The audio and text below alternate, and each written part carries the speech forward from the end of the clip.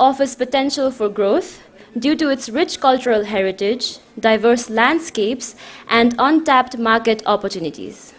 The country's strategic location in South Asia positions it as a hub for trade and commerce within the region, promising favorable conditions for business expansion and investment returns.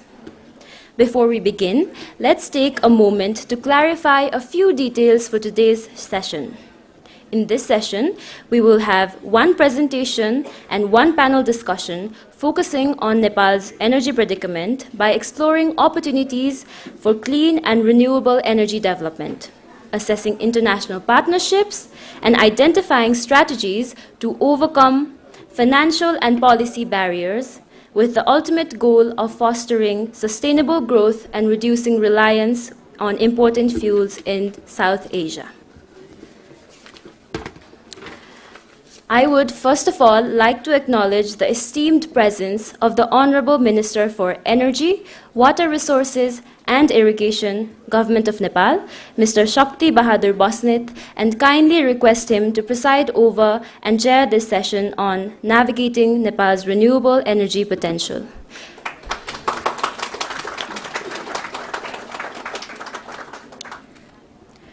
Guiding us through this insightful conversation, we have Mr. Dinesh Kumar Ghimire, former Secretary, the Government of Nepal. Please join me in welcoming him to the stage.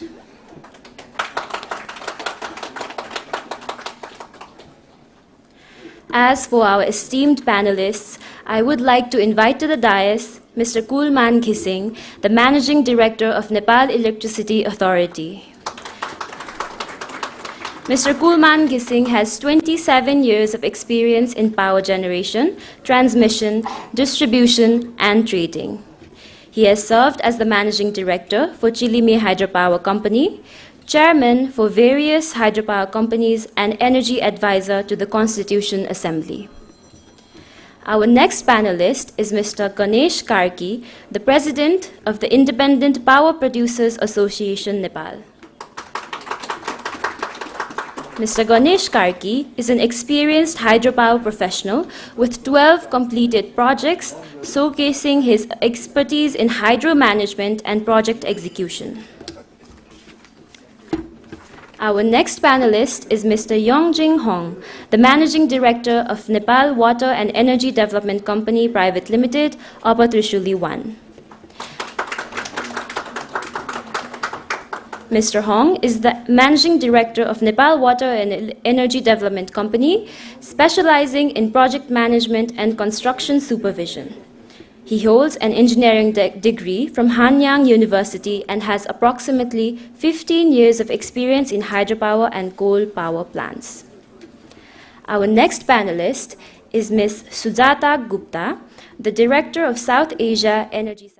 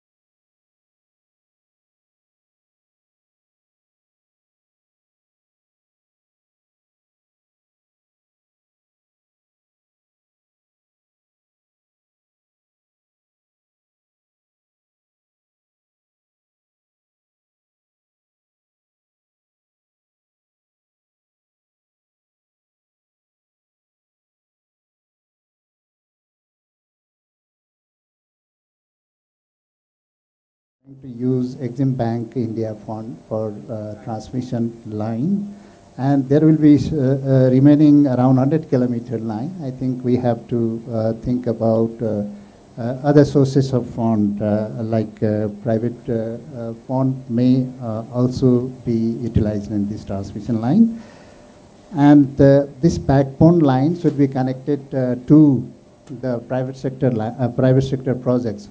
And we are building cross river corridor transmission lines. In many river corridors, we have already built 220 kV corridor transmission line, like Kaligandi corridor. It was supported by ADB. We have completed that line, and that line can carry all the projects being built in that corridor. And Marshangdi corridor, it is supported by EIB with support from ADB also. And Marshangdi corridor will carry around 2,000 megawatt.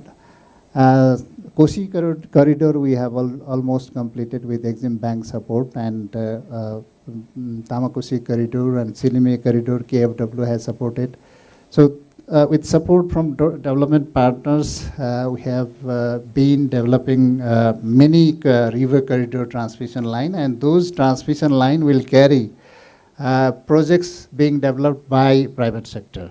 And but there are many pooling hub substations being developed at remote areas where private sector can connect and will pool the power from private sector. And western part also, I think Bheri corridor is being developed by Exim Bank Fund, and we are developing this Karnali corridor and Sethi corridor. We are finding funds from Prasaran Grid Company. And next part of the transmission line we are developing at the load centers. Urban load centers and industrial corridors, where much needed transmission lines for consumption of electricity. We have to expand the transmission line at the load centers. Without load center transmission lines, we cannot consume the power evacuated through the national grid. So this is very, very important transmission line that we are developing. Transmission, not only transmission line, distribution system and substations, many substations. And yesterday only we have inaugurated one substation at Kathmandu, and we are now expanding Kathmandu grid around Kathmandu and across the Kathmandu. And all over Nepal, we have prepared master plan for around 11 clusters of the load center master plan that will cater more than 30,000 megawatt of power in future. That has been prepared, and we are now developing at stages. So these transmission line will be for domestic utilization and domestic private sector's power to evacuate at the load centers. And we are developing cross-border transmission lines. One transmission line, it has already been in operation, Dalkebar Muzaffarpur, and Sitamarhi Dalkebar is being developed by private sector Satlas, and Butol Gorakhpur transmission line is under construction, being developed by Nepal Electricity Authority and Power Grid under 50% sharing structure. And there are 11 cross-border 132 kV lines. 9 are in operation, and the two circuits are in under construction. So these transmission lines will evacuate power to Bihar and UP. We are now importing and exporting both to those state government utilities. And there are two transmission lines we are now planning to execute very soon, Inarwa Purnia and Purnia and Lamki Bareilly. These transmission lines are being in plan for coming future. Very soon we are going to execute. At the financing modality we have already proposed, and I think we have in next meeting it will be concluded. There are transmission lines that that has to be built for Upper Arun, Dudkosi, like big projects. That those transmission line has been planned, and Arun Hub to Inerva to Anarmani, nearby this Bangladesh to export point for pooling station. We are going to create it. So these transmission lines are under implementation phase. We have been asking for the funding of these transmission lines to ADB, World Bank, and JICA. JICA is also supporting, ADB, World Bank is supporting, and EIB is in many of the transmission lines. And there are KfW, EU funds and EIB funds. Still, we have Saudi fund and OPEC fund we are utilizing. Norway is the grant providing country for always for transmission lines. So I think we have a big plan for completing internal network and cross-border network that will evacuate the private sector as well as government sector power plants. And we have been developing transmission line up to remote areas, up to Jumla. If we develop a transmission line, I think that is going to be completed within next 3 years. And in that area, the potential of solar is there. So the solar projects may also can be connected to the transmission line where we have already extended the transmission line. So I think there is a huge need of investment in transmission, distribution, and substations.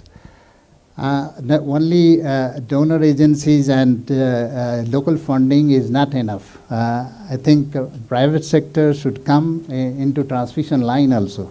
Private sector involvement in transmission line is very, very important. Now, Ministry and Nepal Electricity Authority is working on tariff-based competitive bidding transmission line projects where we can bid some of the transmission lines as a pilot, and private sector can come and participate on those transmission lines, and they can run up to 10 years or 15 years, and they will be paid back their investment by Nepal Electricity Authority at a EMI basis or some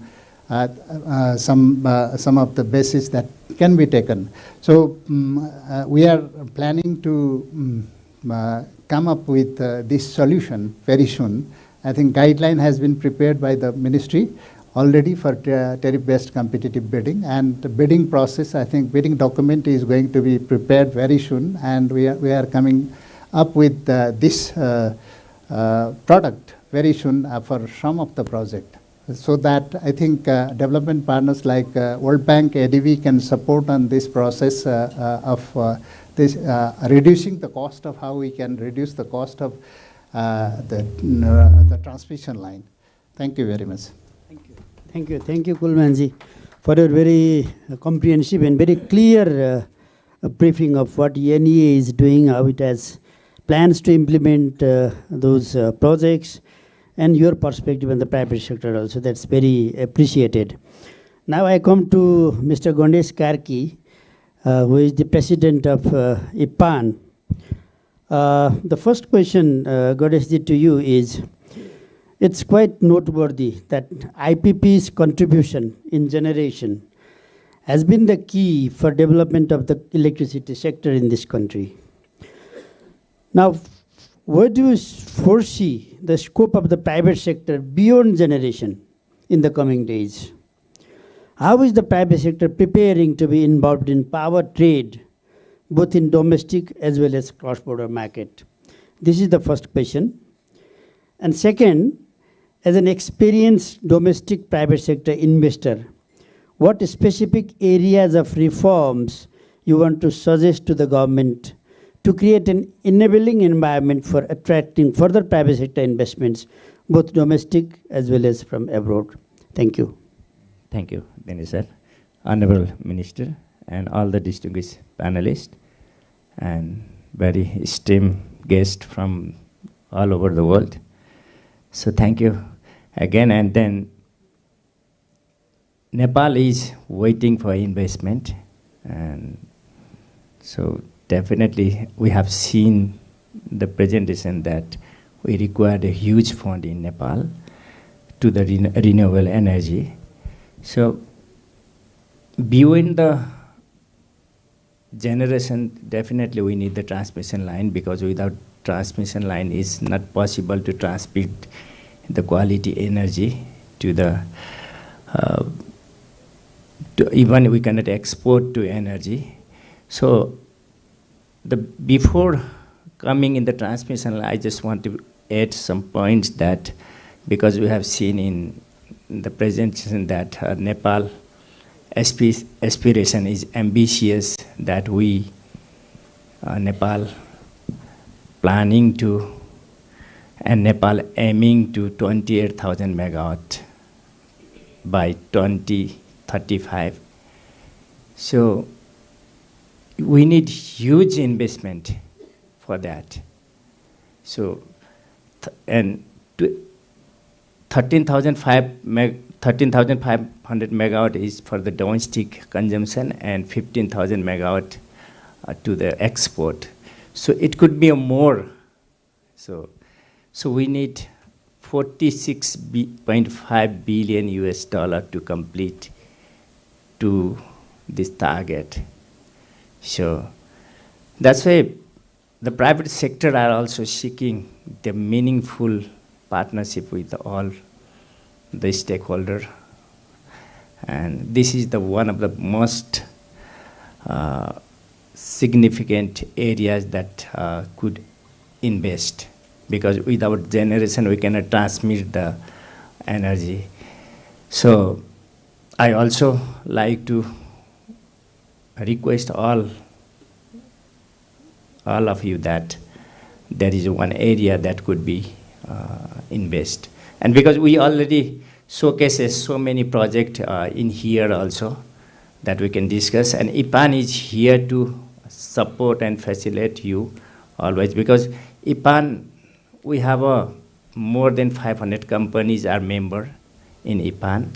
So IPAN is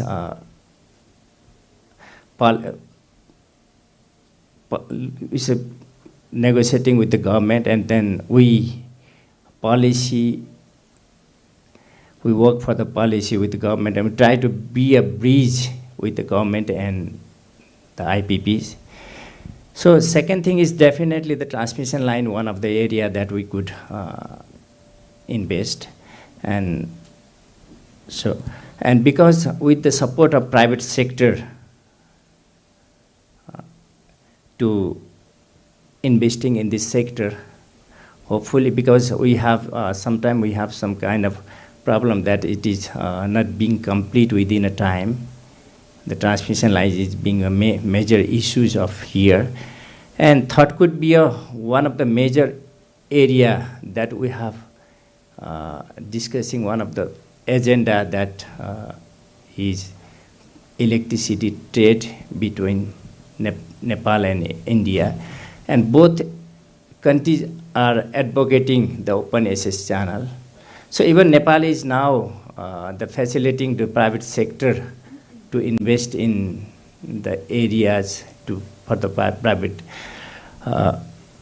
energy trading. And we seek a meaningful partnership with the companies and from all over the world. And we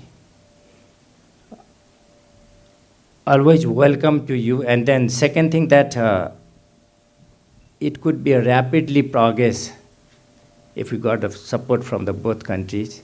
We could be rapidly progress to export the electricity to India and even in Bangladesh, and export and import, to continuously talking with the both stakeholders, and it will be a pivotal role of the private sector that can be a success. So hopefully we have seen in the presentation that 10,000 megawatt in 10 years. So with the support of, if the private sector, it could be a double, I think. So this is the major area that we could work, and hopefully there is a new technology are here in market. So the solar is coming up, and the hydrogen is next to, we can discuss that. So the second question, I wanted to highlight some points to, we have a honorable minister here, and so major thing I just wanted to put some points that we have to be policy stability and clarity, because to invest it should be clear, and streamlined regulatory process that even so many times we are requesting to the government, it should be a fast track service or one-door service. And the investment incentive and guarantees, because the foreigner are coming here to invest, so they need some kind of guarantees by policy or regulatory. And definitely it is very hard to say, but it was in last budget, infrastructure development support. It could be so many kind of road or transmission line. So the another point is the risk management mechanism, hedging, fund, insurance, and so many issues are there. And so definitely easy repatriation process. So everyone wants this. And the electricity bill is in the parliament. It should be approved as soon as possible. So because of that, so many, even the trading business, even we could not do now immediately. So the another issue that land acquisition within a conservation area is being a problem nowadays, because especially in Kanchenjunga, there is some issues that should be resolved as soon as possible. Even just recently, so many law has reformed, so we have to thank the government that it's been a more easier than before. So what we were facing. So thank you very much. Thank you. Thank you, Ganeshji, for clearing us about your next step and the reforms required for private sectors to move forward. Now I go to Mr. Arjun Kumar Gautam, who is the Chief Executive Officer of HIDCL, the Hydroelectricity Development and Investment and Development Company. Mr. Arjun, the first question to you is, as we saw from the presentation, Nepal needs around 46.5 billion US dollar in investment in the energy sector to harness its potential in the next 12 years. And I understand that HIDCL is also hand in hand preparing the Vision 2035 to support the government's roadmap in terms of financing required for this. So could you shed some light on what is your roadmap about, and what are the strategies you are considering for strengthening and leveraging private sector investments? This is the first question. And second question is, how does HIDCL plan to work together with the private sector, DFIs like World Bank Group and ADB, and the OIBN to catalyze funds for Nepal's energy sector? Thank you. Thank you very much. Thank you, sir. Honorable Minister, respected panel of the session, respected audience, including the Secretary of Ministry of Energy. Before entering into this question, I would like to clarify some financing issues, agendas, when we talk about the 46.5 billion US dollar, that is our requirement. And I am frequently using one terminology, that is financing for 28,500. That is the terminology used by HIDCL.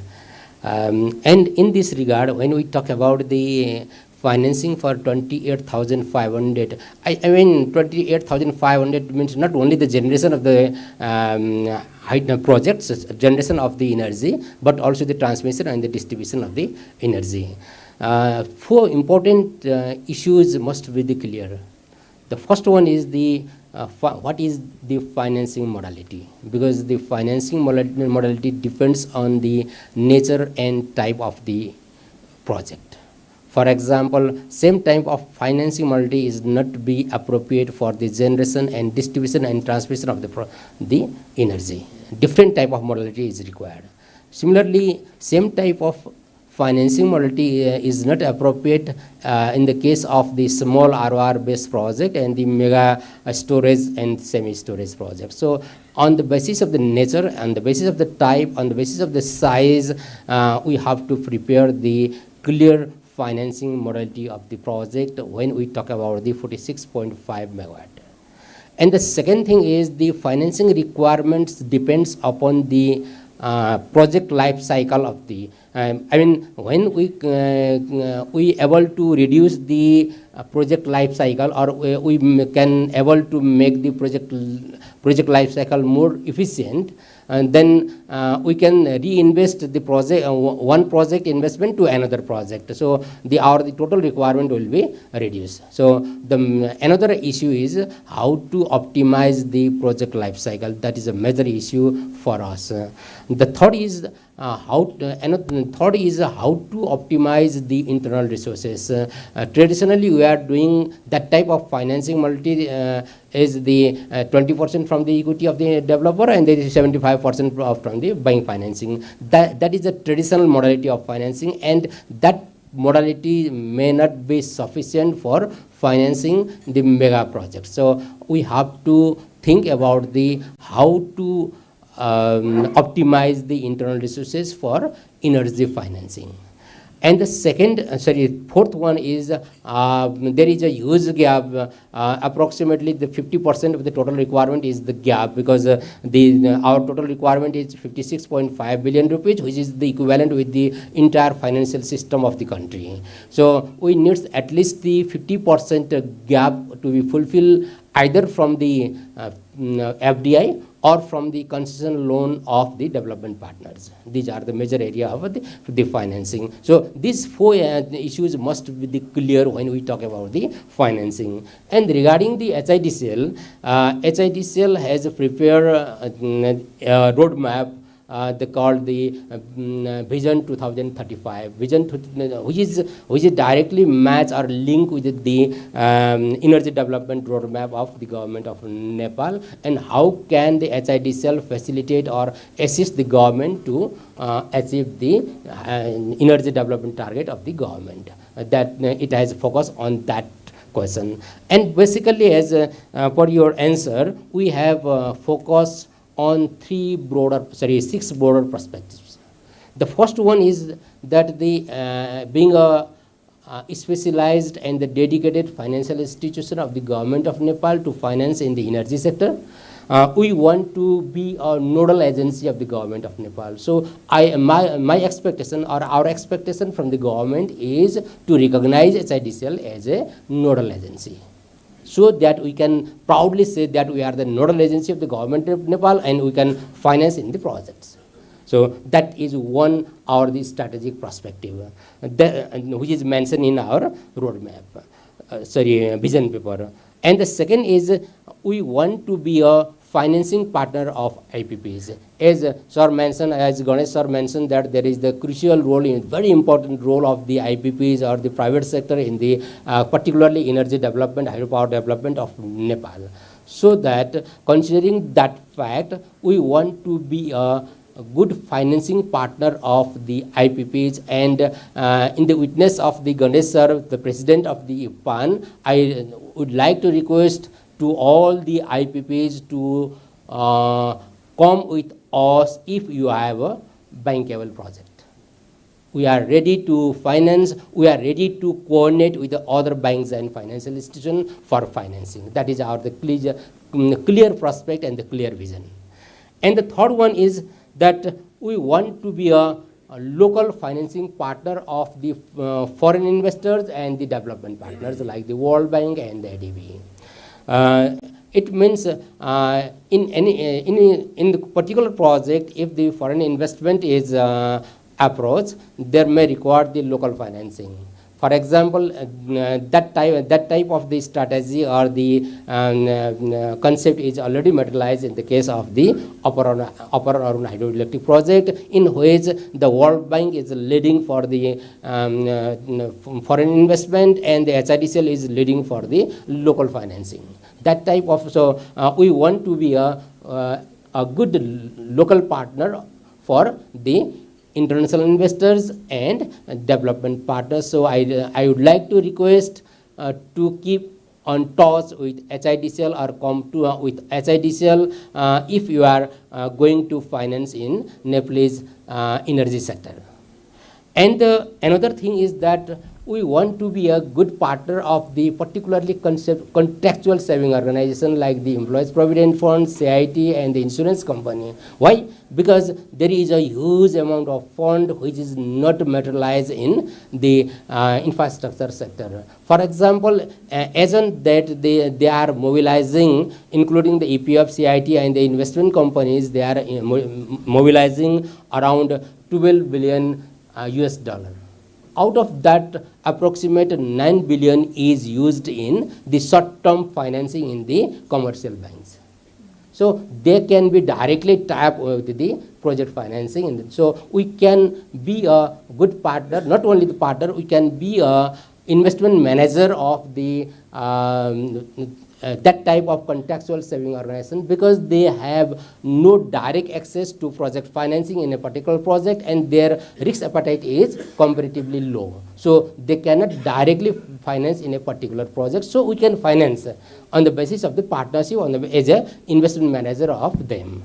That is the fourth point. And the five is that we are focusing on the innovative type of instruments like the refinancing modalities, like the particular type of the bond, focusing to the particular segment of the market like the bank and financial institution, like the foreign workers, I mean the remittance. That type of the innovative instrument can be developed, and we have focus on that as well, because we need the huge amount of the investment requirement in future. And the last is we are focusing the institutional reform, policy reform, and the capacity building of HIDCL, doing all these strategic approach properly. Thank you, sir. Thank you very much. Thank you very much for clearly putting your financing roadmap for implementing the government's roadmap, and also for clarifying how you want to parallelly work with the private sector also for hydropower development. Thank you very much. Now, finally, I come to the to Mr. Hong. Mr. Hong is MD of NWEDC, a Korean company who is developing 216 megawatt of project, which is a flagship PPP project being done, UT1, Upper Tushili 1, and then NWDC has signed a project development agreement with the government and progressing very well in terms of implementation. I myself have visited many times their site, and I'm very much encouraged to see the progress being made by the company in advancing this PPP projects. We'd like to hear some of the key success stories and progresses of this project. Mr. Hong is going to make a small presentation, and after the presentation, I'll be asking one question to you also. Thank you. Please go ahead with your presentation.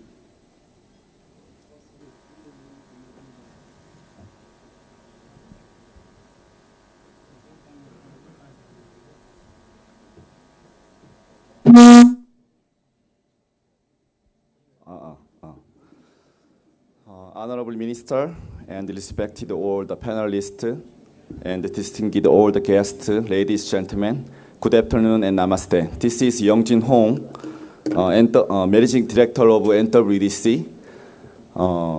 And I appreciate the Nepal Investment Summit 2024 to provide us this good opportunity to introduce about our project. I briefly introduce about our project, and as well as I will I'll give some suggestion based on our experience in Nepal.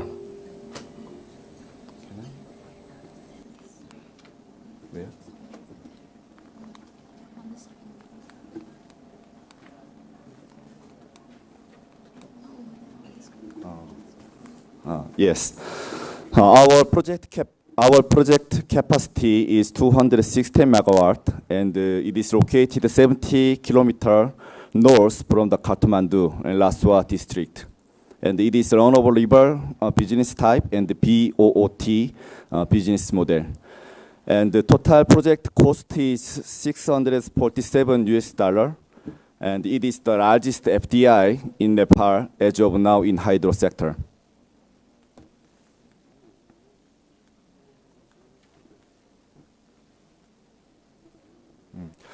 Actually, it is a long journey from 2013 due to a big earthquake in 2015 and COVID-19 in 2020. And this year, January, we got a second disbursement from the lenders, and the progress is now going on well. This slide is our project structure, and NWDC is the project company registered in Nepal. And as a sponsors, Koen is main sponsor, 100% Korean government state-owned company. And the other sponsor is KIND and IFC and local partners. And we have 9 international lenders, and we signed PDA with the MOE and signed the PPA with the NEA. And the EPC contractor is Doosan Enerbility, the specialized construction company in Korea. And as an owner's engineer, Tractable and Jade joint venture. And after construction period, Koen will take up the O&M part for the 30 years.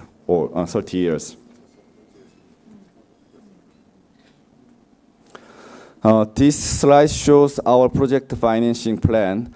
Total 647 project cost. Out of that, 70% is debt. You can see all the lenders list and their portion. The main lender is IFC, K-Exim, ADB, and AIIB, and BII. And 30% is covered by the equity. And as a main sponsor of Koen already injected their equity portion, more than 90%.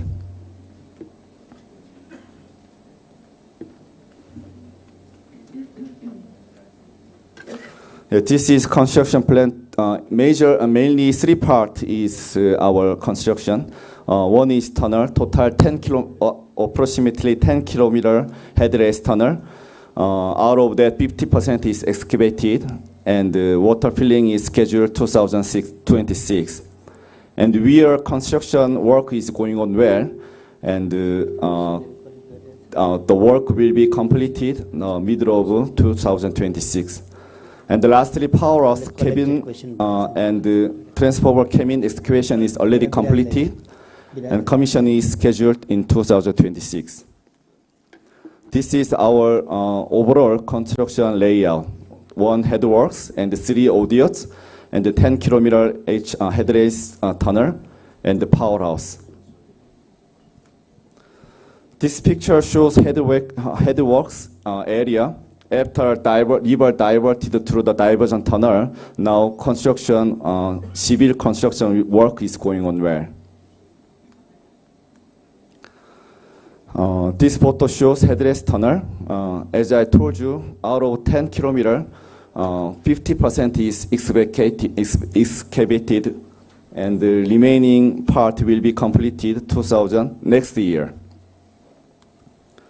Now, this photo shows powerhouse area, and the civil work, concrete work is going on well.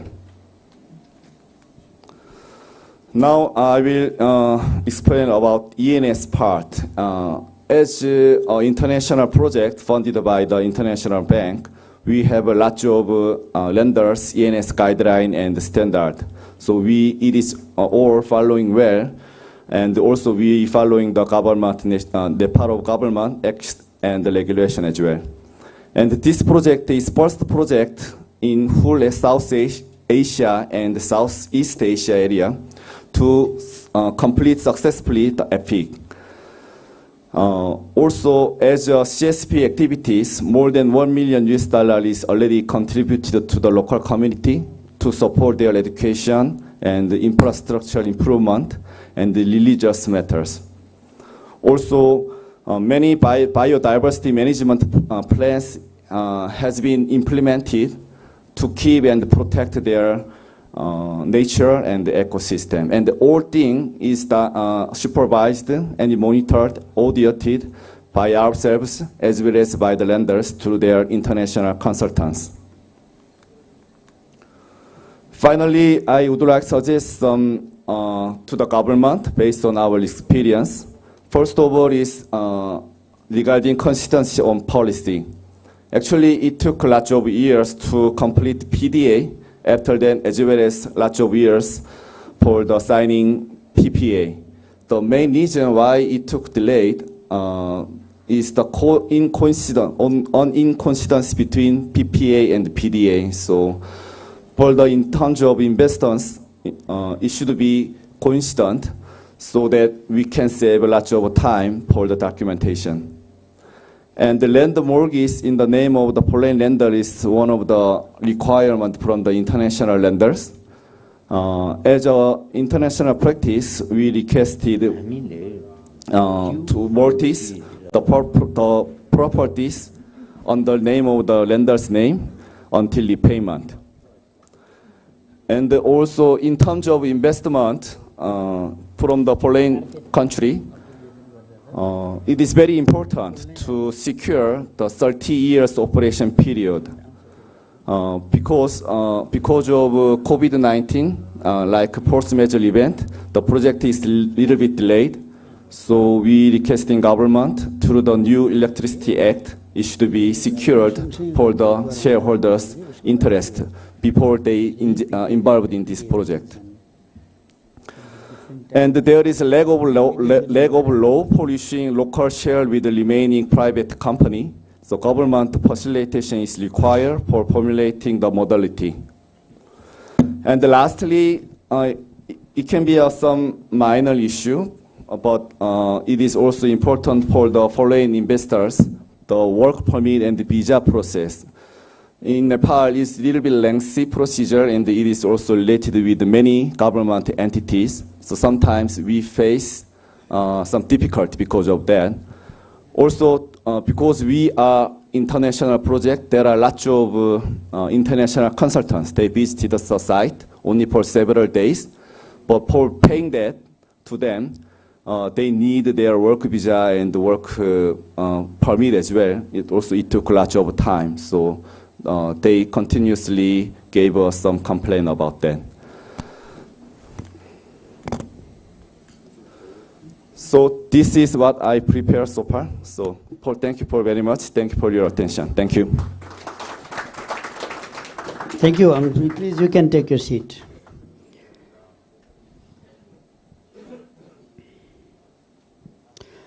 Thank you very much for clearly showing us your progress and some of the reform measures also, so that further this type of investment can come from abroad. Thank you very much. And one question to you. Presentation is very clear, not very much from the presentation, but for the ease of attracting further investment from the private sector of foreign countries, what further opportunities do you see for investment in Nepal? On your experience, do you want to suggest specific reforms you have already suggested? So I just want to minus this question. I want to just know your suggestion on further opportunities that are present for international developers to come to Nepal and invest in hydropower. Thank you. Thank you. As everybody knows, Nepal has very big potential in hydropower sector, and it will be very big market for the foreign investors. So KOEN, the Korean government state-owned company, and as well as main shareholder of this UT1 project, is trying to find another project after successful completion of this UT1 project. But meanwhile, also I suggest in my presentation, if Nepal government make more foreign investor friendly policies, they will more invest in Nepal hydropower sector. This is my opinion. Thank you. Thank you very much. Thank you very much.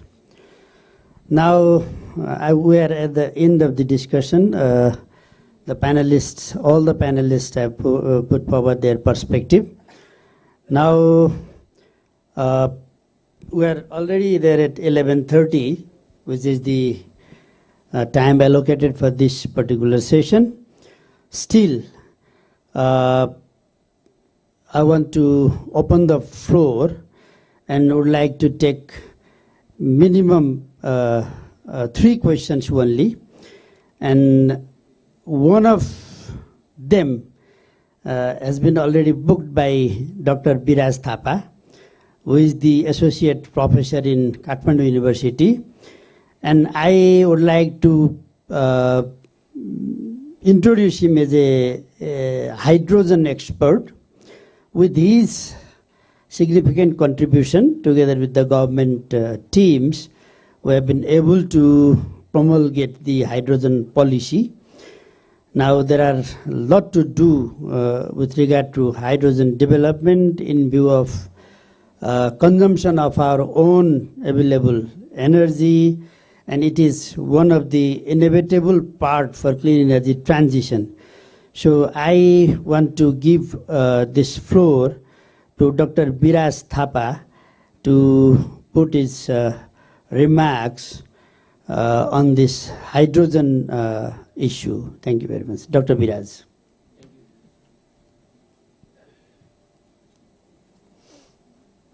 Thank you so much. In respect to time, I am really honored to put these remarks on behalf of Kathmandu University. So university has been working for last 4 years with so many researchers putting lots of effort to see, and in this discussion we hear the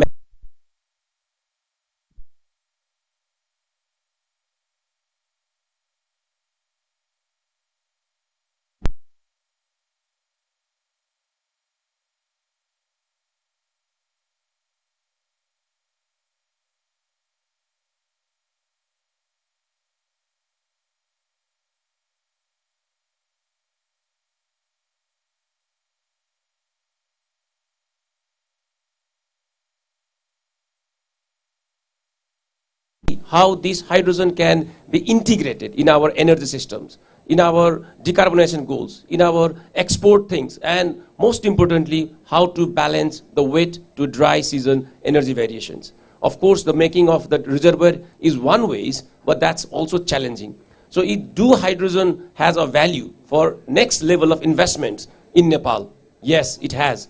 And putting up that all the 4 years of research, we have proposed one beautiful project, which we would like to showcase afterwards. We call it Nepal Hydrogen Hub.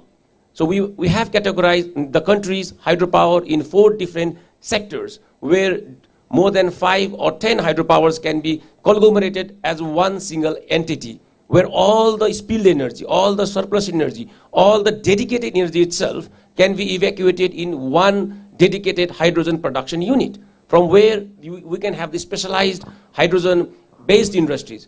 We have challenges of making cements in future, ammonia production, green steel, urea production in one located area. And ultimately, Nepal's hydrogen, Nepal's hydropower can be converted into ammonia and be distributed in regional market. Yes, we hope by the year 2035, Nepal's electricity will not only be evacuated by grids. At that time, Nepal's electricity can be evacuated by gas. It could be hydrogen, it could be ammonia, and it reaches not only to Bangladesh and India, it can reach beyond the borders. It can reach to Korea and Japan, who are looking for green ammonia right the moment.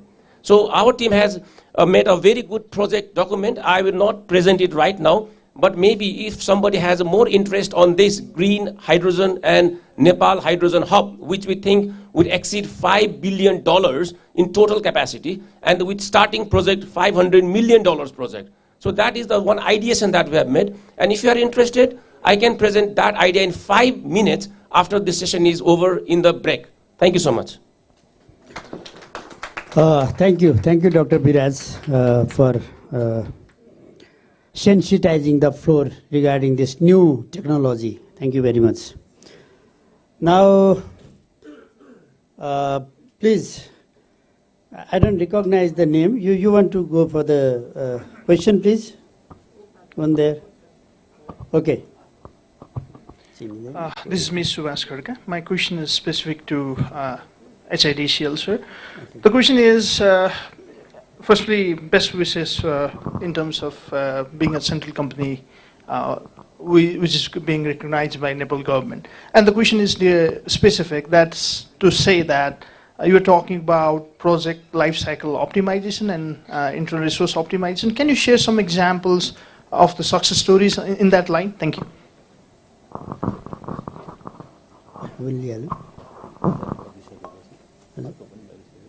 Okay, one more question and then we'll be together responding.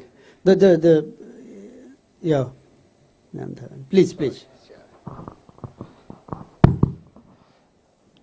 My name is Vikas Chudal. I am a chairman of Takrin UK Limited. Also, I am a strategic project and funding development director of Nordic Global Investment Foundation. I would like to put a specific question on Energy Minister. IPAN Chairman, Mr. Ganesh, specifically raised the issue of hedging. I think hedging is the main problem. The hedging tool is a basic issue here. As far as I know, the Hedging Act already have been passed, but still the hedging entity in Nepal has not been appointed. What type of message you are trying to give for people coming from all over the world, especially for the investment? You must address this issue. Without hedging tool, we can expect any FDI from any part of the world.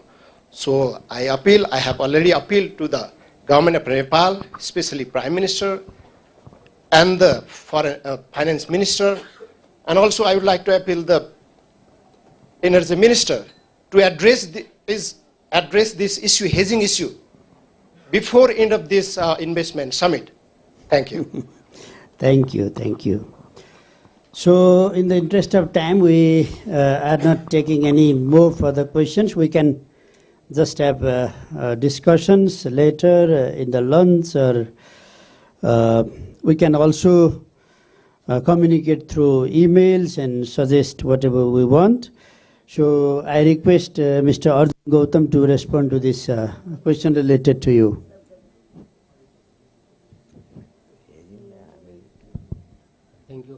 Thank you, Subhash sir.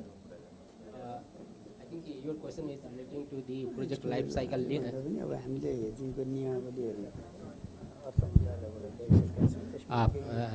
link between the project life cycle and the financing. Definitely there is the positive link between the project life cycle and the financing requirement. For example, in normal cases, if the project life cycle from the study to the COD is 8 years, let's assume, is 8 years, and there is the scope of reducing the project life cycle time to 5 years. If it is possible to reduce to 5 years, our funding requirement will be reduced. And another important thing is that the funding of one project can be recycled to another project. So total financing requirement will be minimized through the optimization of project life cycle. Thank you. Thank you, Arjunji. Now we are coming almost to the end of the session, and all of us are very much enthusiastic to hear the remarks from our Honorable Minister, who is also chairing this session. Before that, I would like to announce one thing. There is an important session on networking and collaboration opportunities in the energy sector of Nepal is going to be conducted in this very hall immediately after this from 11:14 to 1:15. So the organizers have told me that I should be announcing it twice to give it more importance so that everybody of you will participate in this session. So participation in this session will provide an excellent opportunity for further engagement and connection in renewable energy development. So I request all of you not to miss this session, which is going to happen in this very hall after this session. So with this announcement, now I would like to invite our session chair, Honorable Minister Shakti Bahadur Basnet, to give his remarks.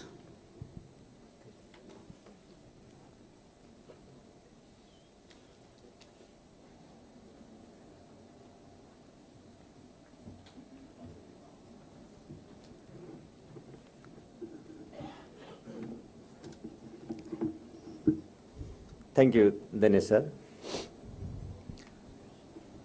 Esteemed panelists, distinguished guests, respected moderator, ladies and gentlemen. I'm very happy to chair this session on renewable energy, where we focused on the path for energy development and utilization for economic transformation. The title for this session has been coined by the organizer for two reasons. I think, first, the present government's aspiration to achieve prosperity in national economy cannot be realized without properly navigating renewable energy potential of the country. Second, such prosperity can only occur when sufficient energy or power is developed and utilized to drive the economy. I would like to put it more concretely that power generation and utilization have been recognized by the state as a major driver for Nepal's economic prosperity. Demand for energy is increasingly globally. Despite efforts to develop cleaner source of energy, fossil fuel is still a dominant source of energy. In this region, large numbers of people are yet to have access to electricity. If properly harnessed, Nepal's potential for hydropower development can make a difference in correcting the energy supply situation in the region. Load shedding, once very common in Nepal, is now a thing of the past. Thanks to our efforts to expand generation capacity and grid infrastructure, we have made sure that all our citizens have access to reliable electricity throughout the year. Today, 98% of Nepalese population has access to electricity. This milestone is a testament to the government's commitment to prioritize the needs of its citizens and foster inclusive growth and development. We intend to provide universal access to our population through a mix of grid and off-grid systems by the end of next fiscal year. By 2035, we have a target to have 13,500 megawatt generation capacity for domestic consumption alone, with 15,000 megawatts additional for cross-border trading. These targets can only be met with the involvement of and investments from the private sector, both domestic as well as from abroad. We are well aware of the risks perceived and problems faced by different players in the sector.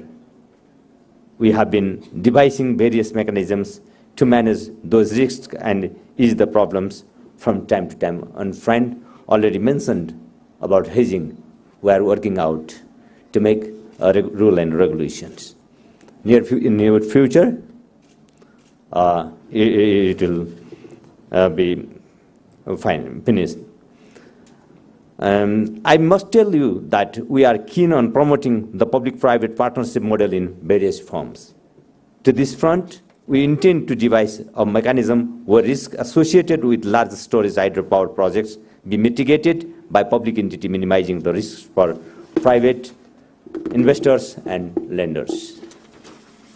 Through this mechanism, we will be able to pull together equity and debt financing required for such projects.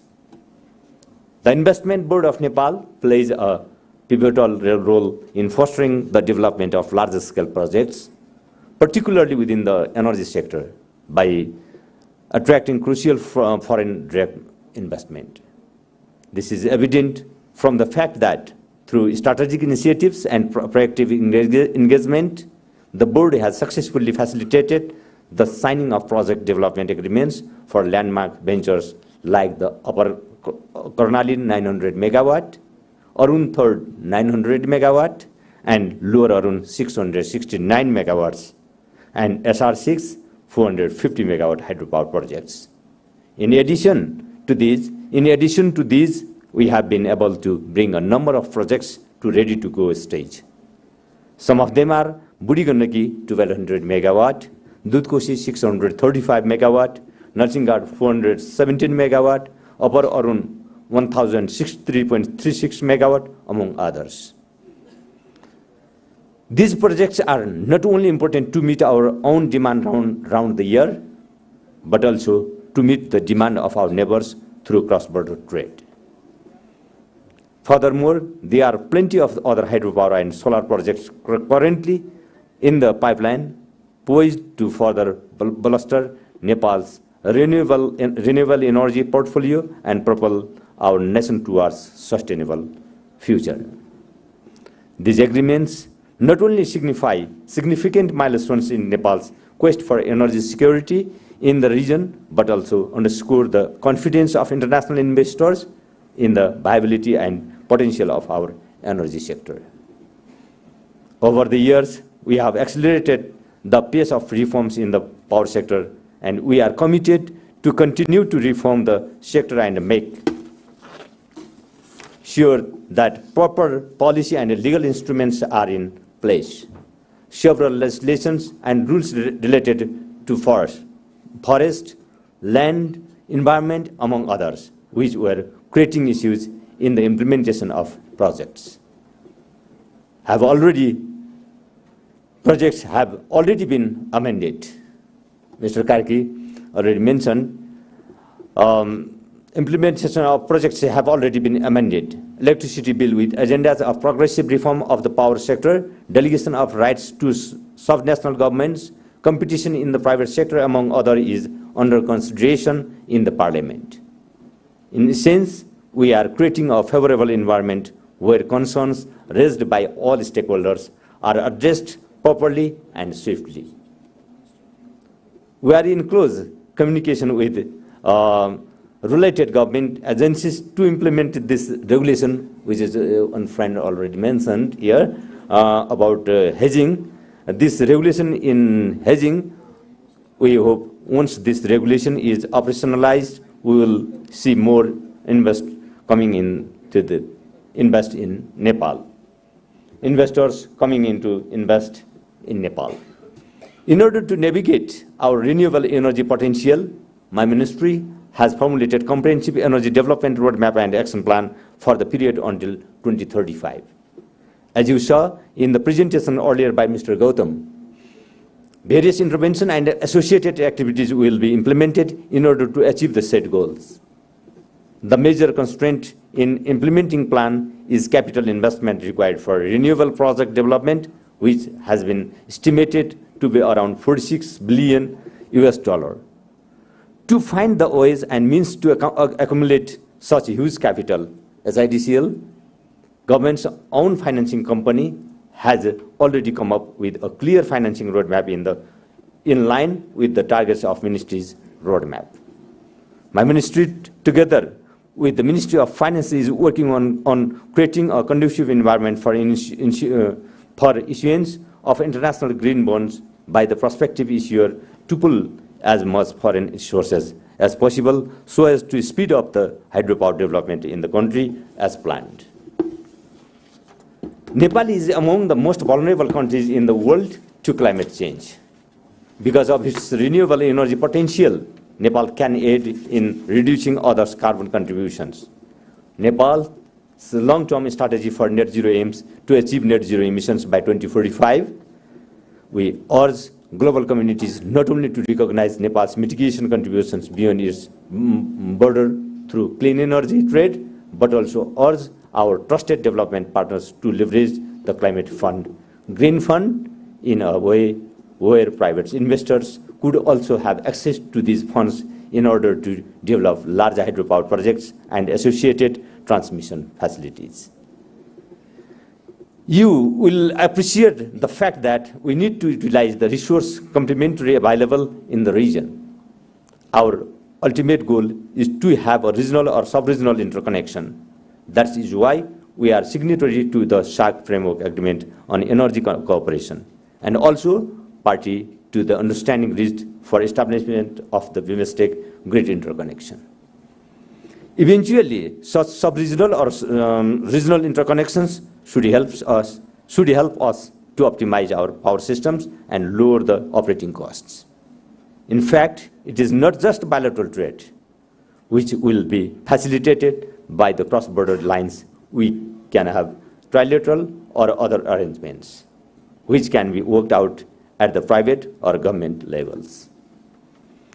In pursuance with these principles and framework agreements, we have been successful to open up opportunities for access to power markets beyond our political borders. The Power Trade and Transmission Interconnections Agreement with India and Energy Cooperation understanding with China and Bangladesh have laid the foundation for cross-border electricity trade. As the result, the positive effects are starting to be visible. These developments should give further confidence to the prospective developers. A cross-border transmission plan has been prepared with the involvement of relevant entities in India. 5 high-voltage cross-border transmission lines between Nepal and India have been envisaged in this plan to be implemented by 2035. The first line, namely the Dholkevar-Muzaffarpur line, is already operational, and the second line, Butol-Gorakhpur, is undergoing construction. The two countries have agreed to complete the construction of another 2 lines, namely Dubai-Purnia and Dodara-Lamki-Bareilly by 2028-29. To sum up, we are gearing up to take up attractive projects in different size ranges. Requirement of equity investments as well as debt financing for these projects will be substantial. As you know, one of the objectives of this summit is to showcase potential projects in different sectors. As I said earlier, the government is moving ahead with ambitious targets in the power sector. In fact, our plans and programs are almost taking the shape of a campaign for aggressively harnessing Nepal's renewable resources. On behalf of my ministry and the government of Nepal, I urge you to be a part of this campaign in whatever way you can. I thank the distinguished speakers as well as members of the audience for your active participation in this session. I would also like to thank Mr. Sagar Raj Gautam, Joint Secretary at the Ministry of Energy, Water Resources and Irrigation, for his comprehensive presentation. I also express my sincere appreciation to Mr. Dinesh Kumar Gimhere, former Secretary, Energy, Water Resources and Irrigation, for his skillful moderation of the session. His guidance and expertise have ensured a fruitful exchange of ideas and a harmonious atmosphere throughout our deliberations. Your collective efforts have truly made this session a success, and I am deeply grateful for your contributions. I'm sure that the insights shared by highly distinguished speakers as well as by members in the audience during this session will enable us to further reinforce our initiatives for reform in the power sector. Thank you. Thank you so much.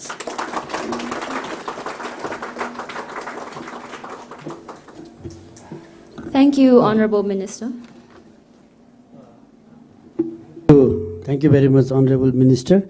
And I understand that the queries from Mr. Vikas Chudal has been built up in the Minister's remark already. So now, at the last, I'd like to thank the Honorable Minister for chairing this session, all the distinguished panelists, and also the presenter for their valued contribution. With this, I would like to hand over the floor for further conduct of the session to Sudiksha. Thank you. Thank you, Mr. Dinesh.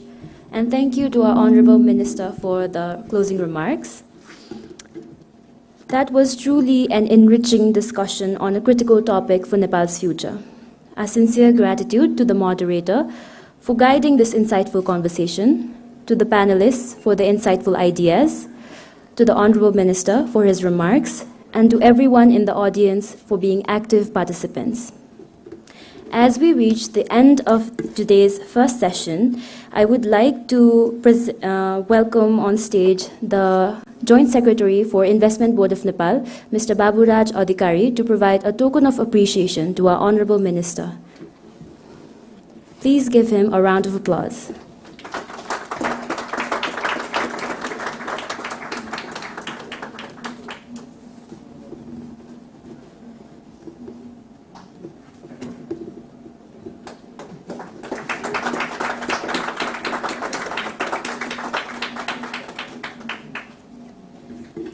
I would now like to request our Honorable Minister, Mr. Shakti Bahadur Bosnit, to please provide a token of appreciation to our panelists, moderator, and presenter.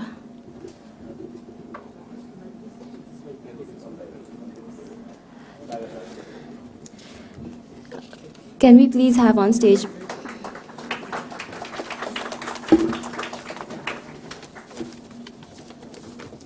followed by, can we please have on stage Mr. Kulman Gishing, the Managing Director of Nepal Electricity Authority.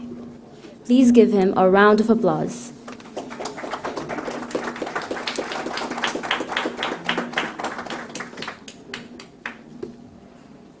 Please welcome on stage Mr. Ganesh Karki, the President of the Independent Power Producers Association, Nepal.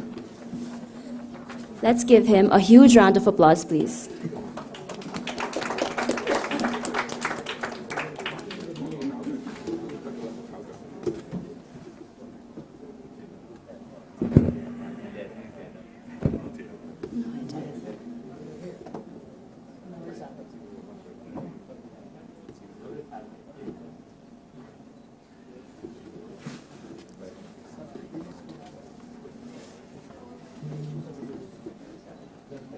Let's give them a huge round of applause. Next, I'd like to invite Mr. Yong Jing Hong, the Managing Director of Nepal Water and Energy Development Company Private Limited, to receive his token of appreciation. Let's give them a huge round of applause.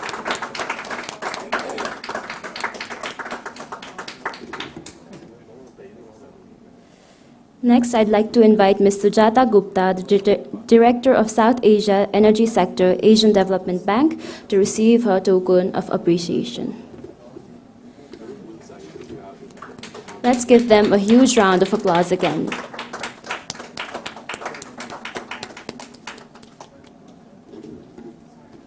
Next, I'd like to invite Mr. Zenon Malovic, the Senior Energy Specialist, South Asia Region, the World Bank Group, to receive his token of appreciation. Let's give them a big round of applause.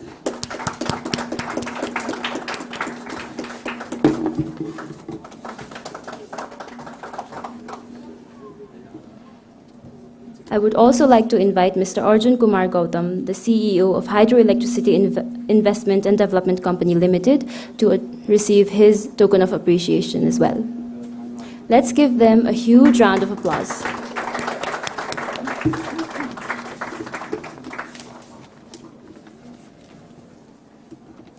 Thank you, Honorable Minister and the moderator as well. Okay. Last but not the least, let's not forget our wonderful moderator. And I would like to ask our minister to please provide him with a token of appreciation as well. Let's give them a huge, huge round of applause.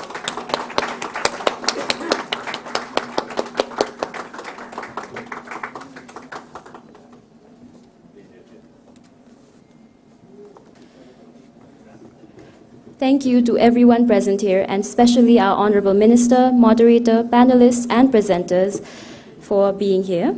Before ending this session, I would like to make a quick announcement that another session, which is Networking and Collaboration Opportunities in the Energy Sector of Nepal, is going to commence in this hall itself immediately after this session ends. So I'd like to request everyone to please stay here if you're interested in the session. With that, I would like to invite all the panelists, Honorable Minister, and the moderator to please get together for a group photo as well.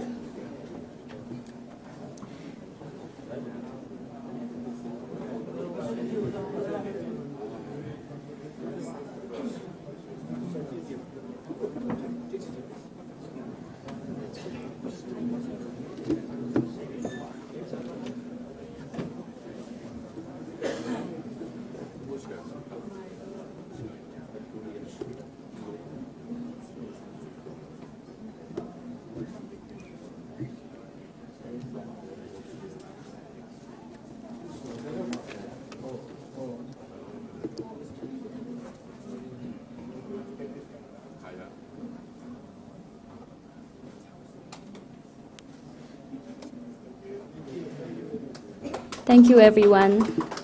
With that, I would like to thank everyone for being such an active and participative audience.